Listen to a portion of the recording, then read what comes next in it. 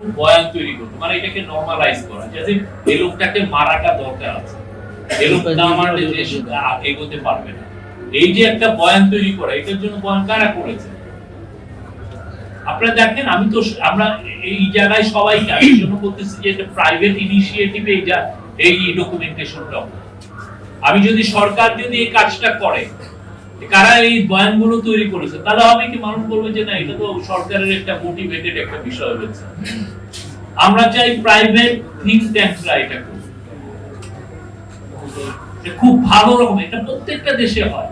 আপনি second world ওয়ারের পরে দেখেন, ওরা দেখেছে কারা কারা নাজি বয়ান, নাৎসিদের বয়ান কারা তৈরি করেছে, বা মুসোলিনির সময় দেখেন, বা স্পেনের ফ্রাঙ্কোর সময় দেখেন, কারা কারা তার হয়ে বয়ান তৈরি করেছে। খুবই স্পষ্ট, খুব ভালোভাবে ইউনিভার্সিটি গুলো, জার্নালিস্ট গ্রুপ গুলো এই এই রিসার্চ গুলো করেছে, করে দেখিয়েছে যে কিভাবে এই বয়ানগুলো তৈরি করেছে।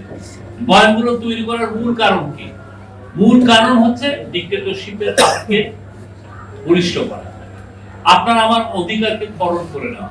আপনাকেই বলা, আপনাকে মারবে, আপনাকে মেরে আবার জনগণকে বলবে যে না, আপনার মারাটা তার যৌক্তিক ছিল, আপনার অধিকারটা সে হরণ করে নিবে। তখন কিন্তু কিছু সাংবাদিক আবার এই বয়ানটা করবে যে না, ওর অধিকার হরণ করাটা সঠিক ছিল। আপনি 15 বছর, 1-2 বছর না, আপনি অনেকগুলো ঘটনা, আপনি শাপলা বলেন, মাওলানা সাইদির ভার্ডিকের পরের দিন দেখেন, হ্যাঁ, আপনি যে সবাই একদিক দিয়ে মানুষ মারছে, কিন্তু হাসি ঠাট্টা হচ্ছে কি, এই চাঁদে সাইদিকে দেখা গেছে। আপনার পুরো অ্যাটেনশন ওইদিকে নিয়ে, এইদিকে যে 160 জনের মতো লোককে রাইফেলের গুলি করে মারা হয়েছে, ভয়াবহ একটা হত্যাকাণ্ড হয়েছে। আপনি দেখেন কিভাবে এটাকে নরমালাইজ করছে, মানে এই লোকগুলোকে মারাটা দরকার, যৌক্তিক ছিল।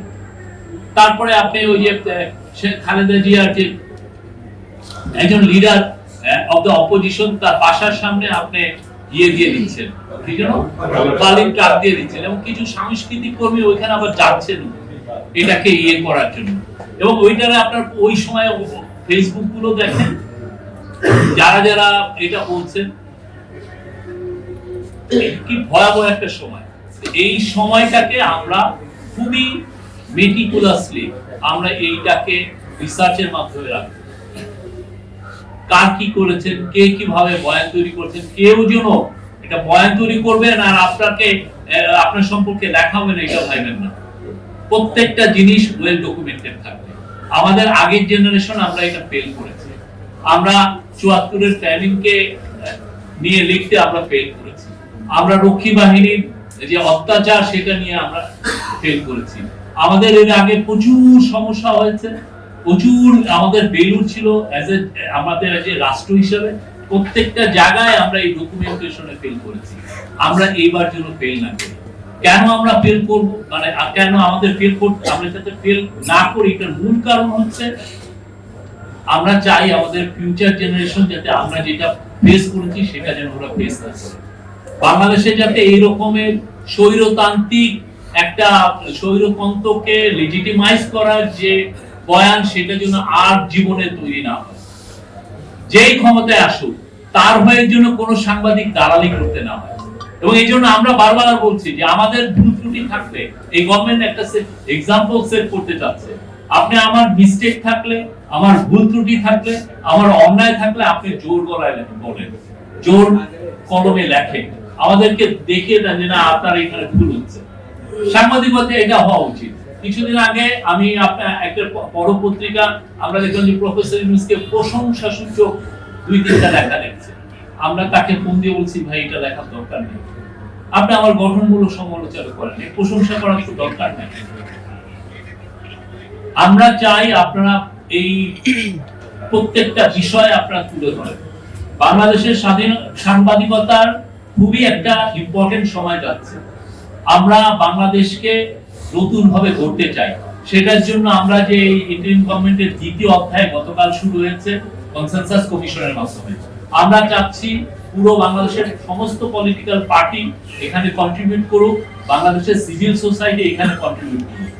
পলিটিক্যাল পার্টি তো তাদের কথা বক্তব্য দিবে, আপনারাও যেন সবাই মিলে আমরা যেন এই বক্তব্য দিতে পারি। আমরা কেমন বাংলাদেশ চাই, এমন একটা বাংলাদেশ যেখানে ফ্যাসিবাদের বয়ান কেউ তৈরি করবে না, যে তার অন্ধ হয়ে তার পার্টিকে ফলো করবে না, তার লিডার কিলিং করছে অথচ আপনি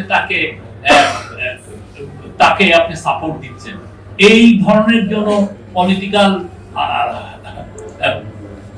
সেটআপ যেন বাংলাদেশে না।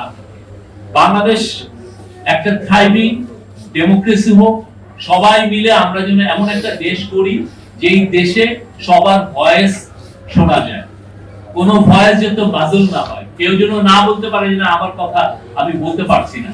যেটা স্যার, যেটা গত 15 বছরে হয়েছে, অনেক ভয়েসকে আমরা দেখেছি শোনা যায়নি, অনেক পত্রিকায় আমরা দেখেছি না এই লোকের এই গ্রুপের লোক কাউকে নেওয়া যাবে না, ভিতরে আবার যে একজন যদি নেওয়া হয়েছে ভাই উনি কিন্তু মাদ্রাসার ছেলে, ওকে নেওয়াটা ঠিক হয়নি, ভাই উনি কিন্তু পূর্ব জন্মে উনি শিবির করতেন, ওকে আপনি